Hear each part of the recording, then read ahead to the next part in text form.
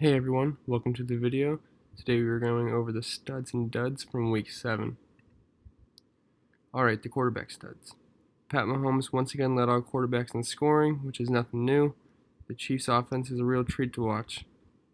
Mitch Trubisky again had a monster fantasy day, and I gotta admit, I wasn't a believer in him to start the season, but I may have to reconsider.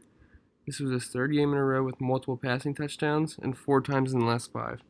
He also is getting some points on the ground as well, which helps elevate his floor. Cam looked like he was going to be a dud most of the day, but he ended up putting his cape on and turned into Super Cam in the fourth quarter and led Panthers to a come-from-behind victory versus the Eagles. 19 of his 25 points came in the fourth quarter alone, and once again he had another nice day on the ground, which is to be expected. Andrew Luck cracks the list here, as it was an offensive explosion for the Colts. They didn't have to rely on Luck's arm like they usually do, as they got some nice work on the ground, but he was still able to toss 3 touchdowns. Now onto the bust. Deshaun Watson only put up 10 points, but most people should have found another option to start in his place as he was playing Jacksonville anyway. Andy Dalton was a big disappointment in prime time, as the only positive thing he did was throw a short touchdown to Uzomah, and just when we thought we could trust Dalton in fantasy, he goes back to his old ways. Okay, running back studs is led by Kareem Hunt. It seems like whenever he plays in prime time, he takes it up a notch. Good thing for him is they have a lot of primetime games. Okay, here's a surprising one on Marlon Mack. He set career highs in just about every category here on his way to 30 fantasy points. I believe Mack is a solid RB2 going forward, and he gets to play the Raiders next week, which should be another good game for him as well. Todd Gurley, no surprise here. Just another 3 touchdown performance as we become used to. James Wade is a star in fantasy as he's looking like one of the best later round picks in drafts this year. If Michel is to miss any time, he will get an even larger boost, which would place him among the top with the elite running backs. Latavius Murray, filling in for Dalvin Cook today, found the end zone twice and ended up having a solid game for fantasy owners who picked him up and played him. And special mention to Kerryon Johnson, who again had a very productive day and is turning into a potential fantasy star. The usage of Blunt on the goal line is frustrating, but the numbers don't lie. Kerryon is great. Also, quick shout-outs to Dion Lewis, Tariq Cohen, and Kenny Drake, who had good days as well. Alright, on to the duds. Zeke killed his fantasy owners today, only putting up a measly 6 points, which is second worst in his whole career. He averaged only 2.3 yards per carry against a decent run D in the Redskins. Okay, it might be time to panic for David Johnson. I know Mike McCoy got fired, but it doesn't change the amount of skill in the offense around him.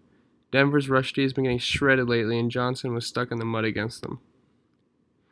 Expectations weren't too lofty for Duke Johnson in this one, but it was disappointing nonetheless with his expected bump in usage with Hideout and the matchup. Joe Mixon was another Bengal who disappointed in primetime. The Chiefs had been giving it up to RBs, but the Bengals offense just couldn't get it done. This could be your chance to trade for him, though.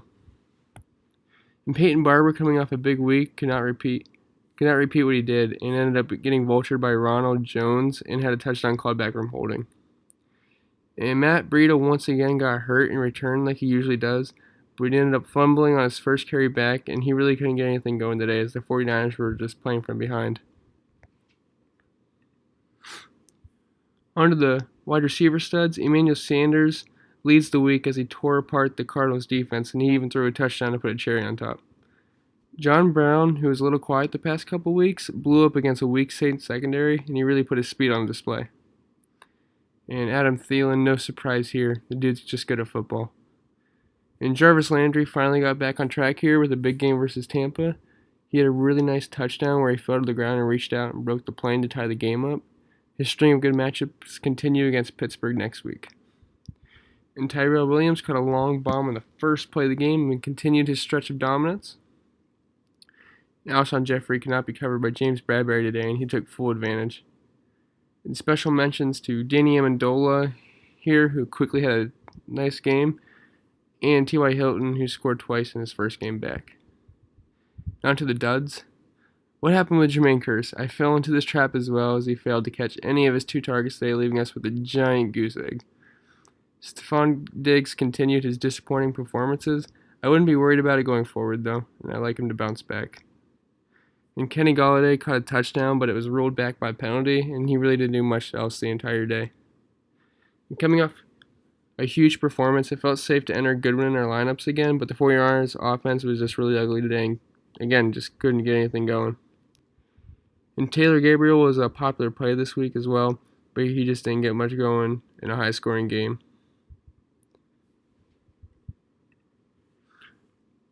Another bear in the stud column is Trey Burton turned in a huge game versus the Patriots. A popular sleeper pick this year is beginning to flash as he scored in 3 consecutive games. Zach Ertz is a weekly staple here, and we don't need to go into detail. And here's someone you probably never heard of. Michael Roberts hauled in 2 of his 3 catches for touchdowns this week. I really don't think he's a big factor going forward. George Kittle turned in another nice performance as he looked great with his former college QB like he did last year. And Ben Watson had his best game of the year against one of his old teams, and he caught Drew Brees' 500th touchdown pass. And David Njoku continued the trend of tight ends versus Tampa with a nice touchdown catch. He did have a couple drops though. And a special mention to Dallas Goedert as the Philly tight ends just ate up Carolina's defense. And our duds are led by Jordan Reed with yet another bad performance in a game where all of Washington receiving options were out, so this is pretty concerning. And Eric Ebron's run of excellence was put to a stop today, and I do believe regression is coming, so I hope you sold high. And also Kyle Rudolph only had 1 catch, and he just didn't cut it today for fantasy. Alright guys, I hope you enjoyed. Subscribe and leave a like, and I'll keep making more videos like this in the future. Thanks.